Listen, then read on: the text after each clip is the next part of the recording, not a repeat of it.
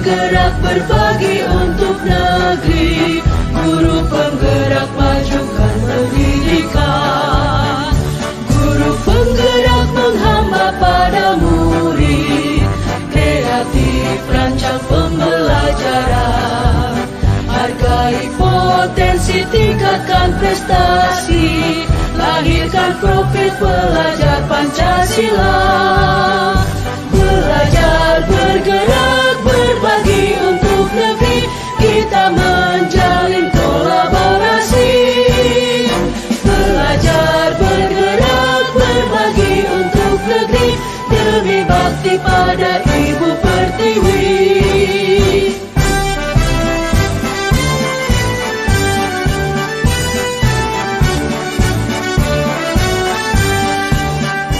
Bulatkan tekad, kuatkan hati, negeri ini memanggilmu kawan. Belajar, bergerak,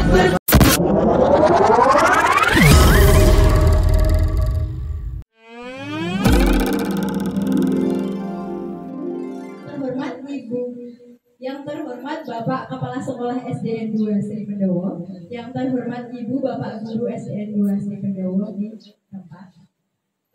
Alhamdulillahirabbil alamin, puji syukur pada siang hari ini kita masih bisa mengikuti acara pada siang hari ini, yaitu tentang desiminasi aksi nyata modul 1-4 budaya 1.4 budaya positif dari Ibu Indah Sri Purwani SPD. Jadi Ibu Indah ini adalah seorang calon guru penggerak angkatan 9. Sebelum itu, perkenankanlah saya membacakan susunan acara pada siang hari ini. Jadi acara yang pertama yaitu pembukaan, kemudian langsung saja kita isi materi dari Ibu Indah Sri Purwani SPD. Kemudian acara yang selanjutnya yaitu penutup. Jadi kita langsung mulai saja acaranya ya Bu, Pak. Jadi untuk acara yang pertama, kita buka acara pada siang hari ini dengan mengucap Bismillahirrahmanirrahim. Untuk acara yang selanjutnya, kita langsung saja pengisian materi dari Ibu Indah Sri Purwani SPD. Kepada Ibu Indah dipersilahkan.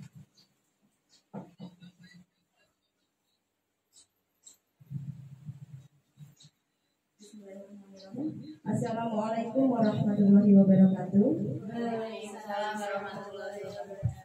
Yang terhormat Bapak Kepala Sekolah SDN 2 Sri Pendowo, yang terhormat Bapak Ibu Dewan Guru SDN Sri Pendowo, puji syukur kita panjatkan kehadirat Allah Subhanahu wa Ta'ala karena pada siang hari ini kita masih diberi kesehatan sehingga kita dapat berjumpa di acara yang saya beri judul Desiminasi Budaya Positif.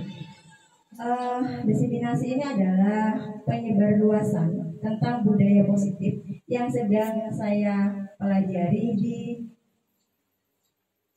pendidikan guru penggerak angkatan 9. Jadi siang hari ini merupakan salah satu penyebarluasan yang akan saya tularkan dari ilmu-ilmu saya yang saya dapatkan kepada Bapak Ibu guru. Langsung saja Ibu ya. Desiminasi budaya positif calon guru penggerak angkatan 9.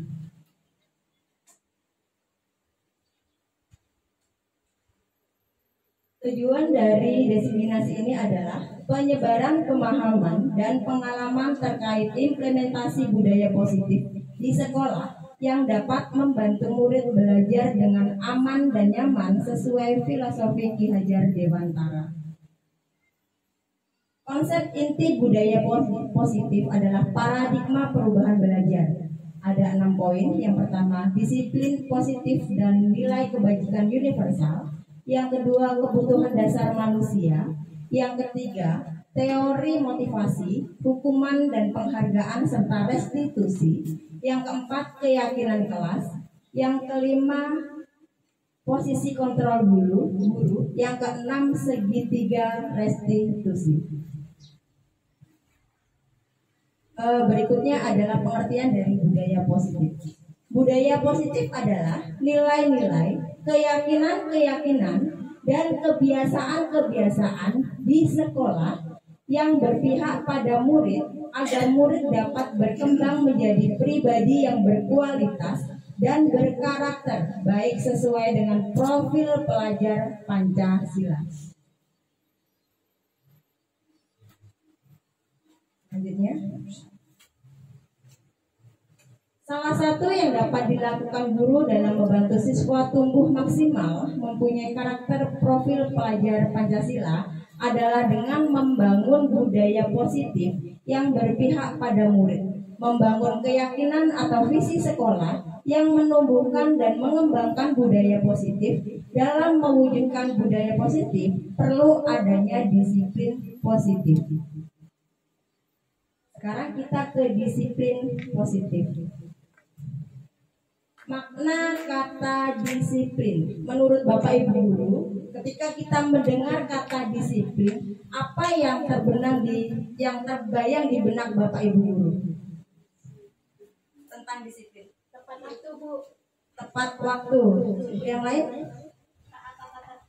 Taat kata tertib. Kemudian Bu Yuli, disiplin gimana Bu? Tidak curang. Tidak curang. Baiklah, sekarang kita akan coba membahas sedikit tentang pengertian disiplin positif. Selama ini kita selalu mengaitkan bahwa disiplin adalah suatu cara mengikat anak menggunakan tata tertib, ya ibu-ibu. Sekarang kita coba bicara sedikit di sini. Jadi, kebanyakan orang akan menghubungkan kata disiplin dengan tata tertib, teratur, dan kepatuhan pada peraturan. Kata disiplin juga sering dihubungkan dengan hukuman.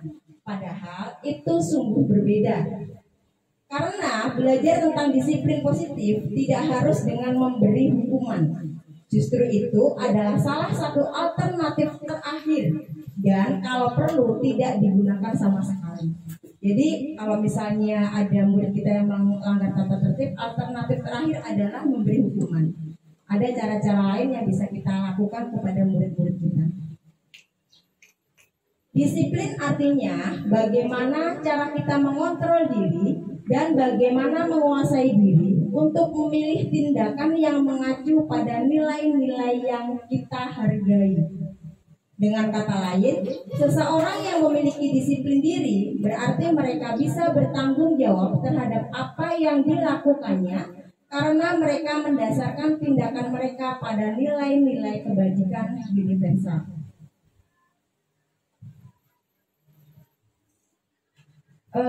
Secara umum pengertian disiplin positif adalah pendekatan yang digunakan untuk mendidik anak melakukan kontrol diri dan pembentukan kepercayaan diri.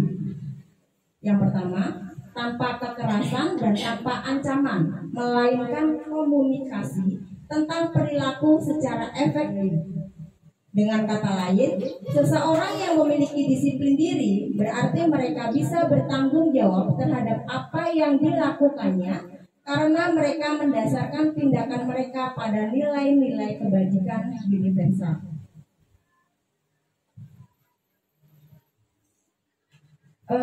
Secara umum pengertian disiplin positif adalah pendekatan yang digunakan untuk mendidik anak melakukan kontrol diri dan pembentukan kepercayaan diri. Yang pertama, tanpa kekerasan dan tanpa ancaman, melainkan komunikasi tentang perilaku secara efektif antara guru dan peserta didik. Jadi yang selama ini sering kita lakukan memberi ancaman dan takut-takutan kepada anak ya Bapak Ibu. Yang kedua, peserta didik diajarkan untuk memahami konsekuensi dan perilaku mereka dan menumbuhkan rasa tanggung jawab dalam diri mereka. Yang ketiga, menumbuhkan kesadaran serta memberdayakan peserta didik untuk melakukan sesuatu tanpa sogokan, ancaman, atau hukuman. Nilai-nilai kebajikan universal. Nilai-nilai kebajikan adalah sifat-sifat positif manusia yang merupakan tujuan mulia yang ingin dicapai setiap individu. Apakah Bapak Ibu ada bayangan tentang nilai-nilai universal yang bisa kita terapkan kepada anak didik kita? Nah, Nilai-nilai kebajikan ini misalnya kalau di dalam kelas kita terapkan saling menghargai, kemudian saling menyayangi, rasa kasih sayang, kemudian toleransi dan sebagainya, kejujuran, tanggung jawab. Itu beberapa nilai-nilai universal yang dapat kita terapkan kepada anak-anak kita. Setiap perbuatan memiliki suatu tujuan. Dengan mengaitkan nilai-nilai kebajikan yang diyakini seseorang, maka motivasi intrinsiknya akan terbangun, sehingga menggerakkan motivasi dari dalam untuk dapat mencapai tujuan mulia yang diinginkan. Salah satu nilai-nilai kebajikan yang ingin tercapai oleh setiap anak Indonesia yang kita kenal dengan profil pelajar Pancasila. Jadi dalam profil pelajar Pancasila itu sudah mencakup hampir keseluruhan nilai kebajikan yang kita ingin capai. Motivasi perilaku manusia. Motivasi adalah dorongan yang timbul pada diri seseorang secara sadar atau tidak sadar untuk melakukan suatu tindakan untuk tujuan tertentu. Jadi sebenarnya apapun yang dilakukan oleh anak-anak kita itu sebenarnya mereka memiliki tujuan. Mereka memiliki sebuah tujuan untuk memenuhi kebutuhan diri mereka masing-masing. Yang pertama, motivasi ekstern. Murid melakukan kedisiplinan dikarenakan takut, menghindar dari hukuman, atau pengharapan akan bentuk penghargaan. Jadi yang selama ini kita lakukan adalah memberikan motivasi ekstern kepada anak-anak kita dengan menakut-nakuti, nanti kalau kamu misalnya datang terlambat, kamu dapat hukuman, misalnya seperti itu. Itu salah satu motivasi ekstern yang hanya muncul ketika mereka ingat terhadap aturan, bukan dari dalam diri anak-anak masing-masing. Selanjutnya, motivasi intern. Murid melakukan kedisiplinan dikarenakan sadar akan nilai-nilai kebajikan dalam dirinya, yaitu menghargai nilai kebajikan diri sendiri. Jadi kalau nilai intern ini keluar dari diri anak masing-masing. Jadi kita memberikan nilai disiplin positif, kemudian anak-anak lama-lama akan keluarlah motivasi internnya. Jadi nggak semata-mata karena takut ada bapak ibu guru. Kemudian kita akan coba membahas satu persatu untuk menghindari ketidaknyamanan atau hukuman. Yang biasa kita lakukan biasanya murid bertanya, apa yang akan terjadi apabila saya tidak melakukannya? Jadi mereka bertanya pada diri mereka sendiri, apa yang terjadi ya kalau misalnya aku tidak mengerjakan PR? Pasti guru marah-marah. Kemudian yang kedua, itu tadi termasuk motivasi eksternal. Yang kedua, untuk mendapatkan imbalan atau penghargaan dari orang lain. Misalnya murid bertanya pada diri mereka masing-masing, apa yang akan saya dapatkan apabila saya melakukannya? Hal tersebut masih motivasi eksternal. Karena misalnya saya mau piketlah tiap hari supaya dapat hadiah dari guru, gitu. Itu termasuk motivasi eksternal. Jadi mereka mengharapkan sesuatu dari orang lain. Kemudian yang ketiga, untuk menjadi orang yang mereka inginkan dan menghargai diri sendiri dengan nilai-nilai yang mereka percaya. Murid akan bertanya, akan menjadi orang yang seperti apa jika saya melakukannya? Hal tersebut merupakan motivasi internal karena keluar dari dalam dirinya. Kalau misalnya aku rajin piket nih, saya jadi gimana sih? Oh, saya jadi anak yang disiplin. Kalau misalnya saya rajin sholat, oh saya nanti mau masuk surga nih, gitu misalnya. Itu motivasi internalnya keluar dari dalam diri mereka masing-masing. Kemudian kita akan coba bicara tentang hukuman, konsekuensi, dan restitusi. Sebelumnya apakah Bapak Ibu Guru pernah mendengar kata-kata restitusi? Belum. Kalau belum, sekarang kita coba bahas bersama-sama. Kita coba kasus murid yang datang terlambat ke sekolah. Ini sering banget terjadi ya Bu ya. Kemudian ketika tentang hukuman, murid disuruh berdiri di depan kelas, guru marah-marah ke murid. Murid disuruh menulis, saya tidak akan terlambat lagi sebanyak 100 kali. Itu salah satu. Kemudian konsekuensi, guru memberikan konsekuensi berada di dalam kelas selama jam istirahat berlangsung. Contoh yang kedua, guru tegas dan murid menghormati peraturan. Itu konsekuensi. Kemudian kalau restitusi, guru menanyai keyakinan kelas yang telah disepakati dan guru membantu menyelesaikan masalah. murid terbuka dan menghormati dirinya dan orang lain. Apakah dengan contoh seperti ini sudah ada sedikit gambaran tentang hukuman, konsekuensi dan restitusi? Jadi kalau misalnya hukuman itu terjadi secara spontan, tidak ada rencana. Jadi spontan itu hukuman. Kemudian kalau konsekuensi itu anak tahu peraturannya ini. Misalnya kalau saya datang terlambat, saya akan dihukum membersihkan WC. Tapi sebelumnya sudah ada pembicaraan terlebih dahulu. Mereka tahu. Kemudian kalau restitusi itu penyelesaian masalah antara guru dan murid. Jadi antara guru dan murid berbicara, ngobrol dari hati ke hati, kemudian muridnya ditanya sama bu gurunya, apakah menurut kamu yang kamu lakukan itu benar? Misalnya seperti itu. Kalau misalnya yang kamu lakukan itu salah, apa yang akan kamu lakukan besok? Misalnya seperti itu. Jadi muridnya jawab, iya bu, saya salah.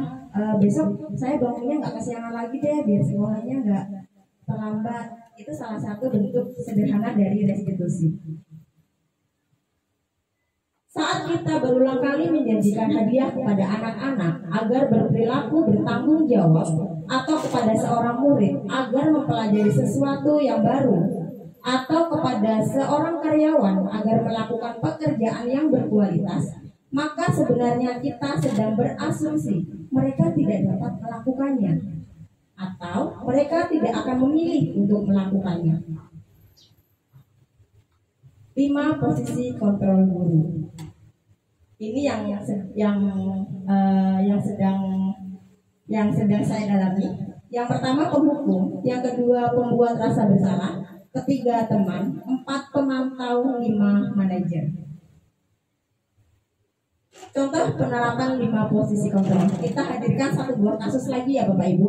Di sini kasusnya, murid tidak terima hasil pekerjaannya dicontek temannya. Ia marah dan tidak dapat menahan emosinya.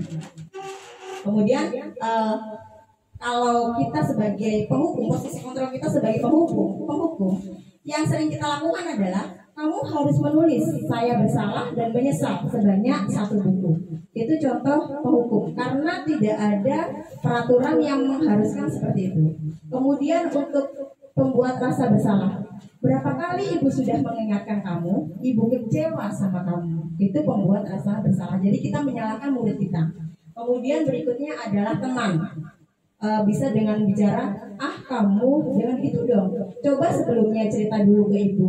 Kan nggak bakal gini kejadiannya. Seolah-olah kita berteman, tapi kita masih sedikit menyalahkan murid kita. Selanjutnya adalah pemantau.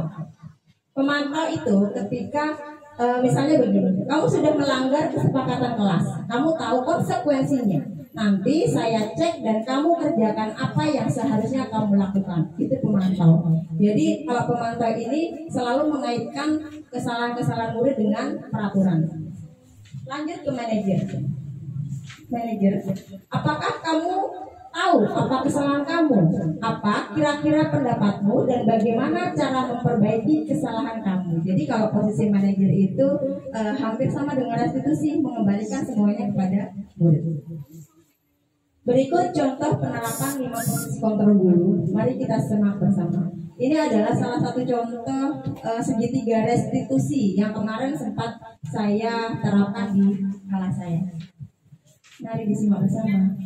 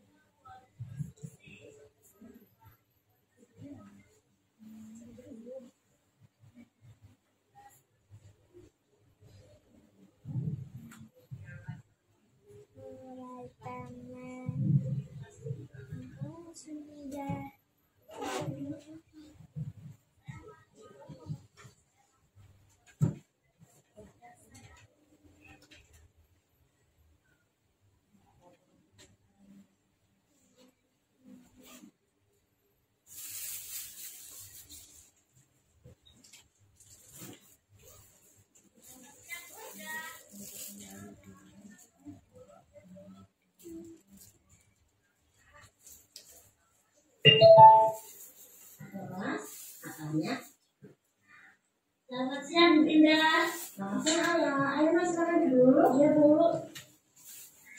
Ayah, ini dapat laporan dari Pak kelas. Katanya kemarin kamu berantem ya dengan Bagas. Iya, Bu. Habis kesel sih. Belum kesalahan apa? Bagas sering ngontek loh, Bu. Pekerjaan saya. Bukan hanya PR. Tugas pas di sekolah pun juga ngontek loh, Bu. Oh begitu. Ya wajar lah kalau kamu sampai misalnya itu ada di posisi kamu, itu pasti juga akan marah. Iya, Bu. Lalu apa yang kamu lakukan terhadap Bagas? Saya marah-marah, Bu. Dan saya maki-maki Bagas. Dan tanpa sadar saya menggebrak meja, Bu. Oh pasti kamu melakukan itu ada alasannya kan? Iya, Bu. Iyalah, Bu. Masa iya saya diam saja. Saya kan sudah susah payah mengerjakan PR. Tapi Bagas banyak mengontek loh, Bu. Oh begitu. Ya wajar lah kalau kamu merasa marah sama pekerjaan kamu itu. Begitu saja. Tidur sama sengaja tindakan kamu yang tidak lebih buruk dari itu. Misalnya sampai memukul Bagas. Iya, Bu. Sekarang coba kita pikirkan apakah tindakan kamu yang beratnya itu sudah sesuai dengan keyakinan kelas kita? Tidak, Bu. Kalau menurut kamu tidak sesuai, keyakinan mana yang sudah kamu langgar? Saling menghormati antar teman, Bu. Ini mau tanya lagi. Menurut ayah ini Habis kesel sih. belum kesalahan apa? Bagas sering ngontek loh, Bu. Pekerjaan saya. Bukan hanya PR. Tugas pas di sekolah pun juga ngontek loh, Bu. Oh begitu. Ya wajar lah kalau kamu sampai marah. Misalnya itu ada di posisi kamu, itu pasti juga akan marah. Iya, Bu. Lalu apa yang kamu lakukan terhadap Bagas? Saya marah-marah, Bu. Dan saya maki-maki Bagas. Dan tanpa sadar saya menggebrak meja, Bu. Oh pasti kamu melakukan itu ada alasannya kan? Iya, Bu. Iyalah, Bu. Masa iya saya diam saja. Saya kan sudah susah payah mengerjakan PR. Tapi Bagas banyak mengontek loh, Bu. Oh begitu. Ya wajar lah kalau kamu merasa marah sama pekerjaan kamu itu. Begitu saja. Tidur sama sengaja tindakan kamu yang tidak lebih buruk dari itu. Misalnya sampai memukul Bagas. Iya, Bu. Sekarang coba kita pikirkan apakah tindakan kamu yang beratnya itu sudah sesuai dengan keyakinan kelas kita? Tidak, Bu. Kalau menurut kamu tidak sesuai, keyakinan mana yang sudah kamu langgar? Saling menghormati antar teman, Bu. Ini mau tanya lagi. Menurut ayah nih, apakah saling menghormati antar teman itu perlu? Perlu, Bu. Kalau memang perlu, apakah ayah bersedia memperbaiki masalah ini? Bersedia, Bu. Apa yang akan kamu lakukan? Saya akan meminta maaf kepada Bagas atas sikap saya. Yang kedua, saya akan belajar lebih sabar lagi untuk menahan amarah saya. Yang ketiga, kalau ada teman yang mencontek, saya akan melaporkan kepada guru. Ya, tepat sekali. Guru mengapresiasi cara kamu menyelesaikan masalah ini. Sekarang ayah kembali ke kelas itu belajar. Ya, terima kasih, Bu. Sama ya. Nah, dah. Ayah kembali ke kelas nih.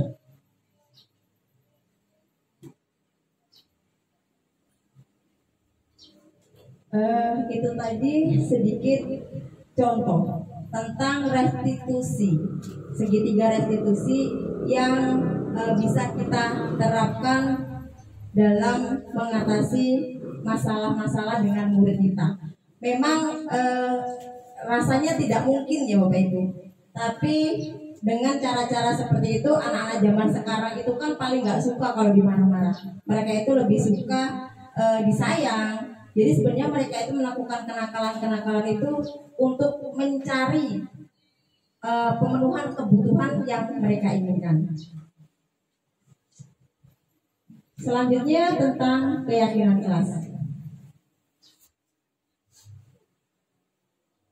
Keyakinan kelas adalah sesuatu yang diyakini bersama berasal dari penyatuan pikiran untuk menjadi nilai-nilai kebaikan untuk diturunkan di kelas. Kenapa keyakinan kelas dan bukan peraturan kelas? Adakah yang ingin mengungkapkan pendapatnya? Kenapa keyakinan bukan peraturan? Yakin, seperti misalnya kita yakin terhadap agama kita. Kita yakin nih, aku yakin bahwa ternyata yang sebenarnya Allah itu ada. Itu yakin dan tumbuh dari dalam diri kita. Ketika kita yakin itu, maka kita akan melaksanakan ibadah kita sesuai dengan perintah-perintah agamanya. Keyakinan lebih menggerakkan seseorang dibandingkan mengikuti serangkaian peraturan. Aksi nyata proses pembuatan keyakinan kelas yang kemarin sempat saya lakukan,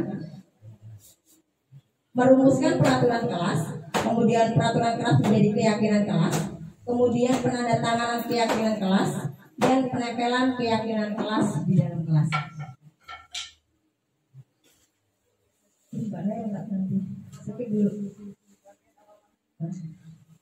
Keyakinan kelas 5 yang kemarin saya buat adalah yang pertama tentang menjaga kebersihan, saling menghargai, bertanggung jawab, menjaga kerapian kelas, bersikap sopan santun dan jujur.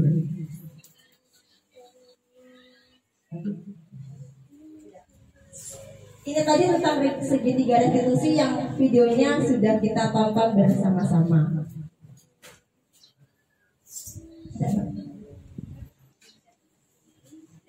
Restitusi adalah proses menciptakan kondisi bagi murid untuk memperbaiki kesalahan mereka, sehingga mereka bisa kembali pada kelompok mereka dengan karakter yang lebih kuat. Gosen 2004. Restitusi juga merupakan proses kolaboratif yang mengajarkan murid untuk mencari solusi untuk masalah mereka dan membantu murid berpikir tentang orang seperti apa yang mereka inginkan dan bagaimana mereka harus memperlakukan orang lain. Kelsom Gosen 1996. Salah satu cara untuk memperbaiki diri agar terwujud disiplin diri dapat dilakukan melalui segitiga restitusi. Melalui segitiga restitusi, kita dapat membantu murid menjadi lebih memiliki tujuan, disiplin positif, serta memulihkan dirinya setelah berbuat salah. Penekanannya bukanlah pada bagaimana berperilaku untuk menyenangkan orang lain atau menghindari ketidaknyamanan. Nah, yang tadi sedikit informasi tentang budaya positif. Jadi sebenarnya budaya positif itu adalah hal-hal baik yang seharusnya kita terapkan terhadap murid-murid kita. Kemudian untuk pelaksananya dalam kehidupan di sekolah kita sehari-hari, kita melaksanakan budaya positif itu tidak dengan paksaan, tetapi dengan sebuah keyakinan. Terima kasih untuk waktunya. Saya akhiri. Wassalamualaikum warahmatullahi wabarakatuh.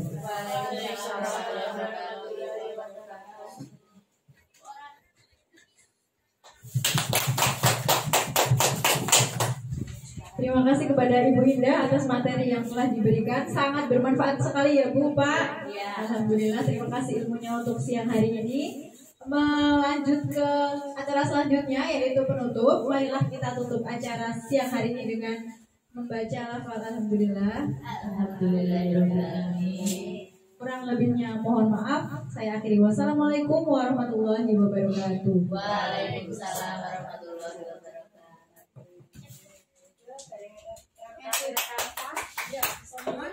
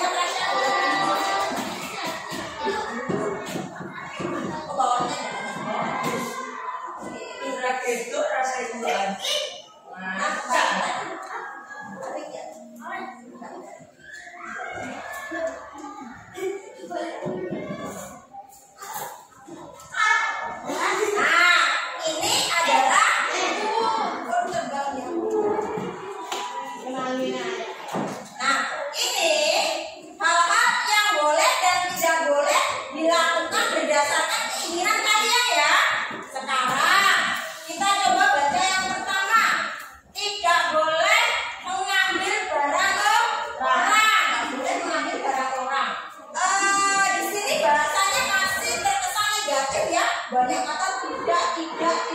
Nah, sekarang kita akan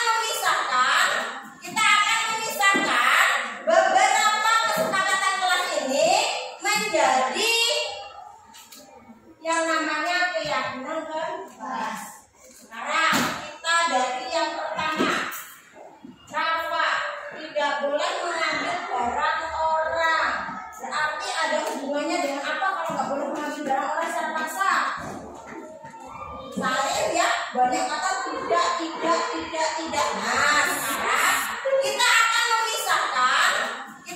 memisahkan beberapa kesepakatan kelas ini menjadi yang namanya keyakinan dan kelas. Sekarang kita dari yang pertama, Rafa tidak boleh mengambil barang orang. Berarti ada hubungannya dengan apa kalau nggak boleh mengambil barang orang secara paksa? Saling menghargai. Di sini ada poin 1. Saling menghargai.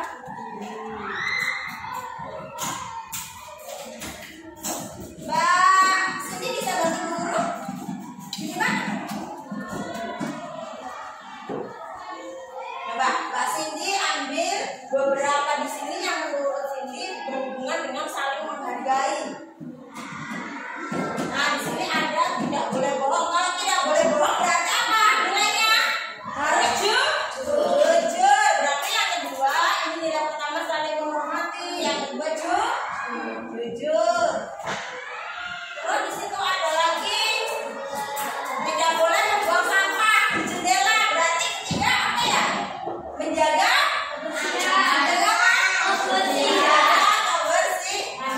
pinter loh anak ternyata. Menjaga kebersihan. Kemudian lagi Pak, ini disahkan ini satu sini. Terus tidak boleh mencontek. Nah, terus di sini ada kata-kata tidak boleh membuli teman. Kalau tidak boleh membuli teman itu termasuk apa ya? Saling menghormati. Ada berarti poin keempat, saling menghormati. Cari semuanya. Terus apa di sini?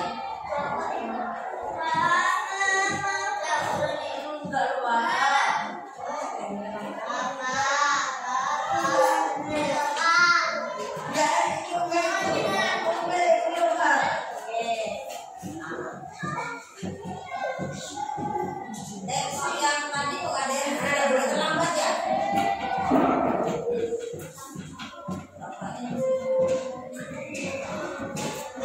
Di sini ada tulisan tidak boleh berangkat terlambat. Berarti harus apa kalian? Harus mana? Disiplin. Benar kata Aida sudah disiplin. Berarti ada nilai yang kelima berarti disiplin. Selanjutnya misalkan siapa yang mau bantu? Farhan. Saya mau bantu pilih-pilih. Itu kata-kata yang di situ masuknya kemana? Ke nilai-nilai apa saja?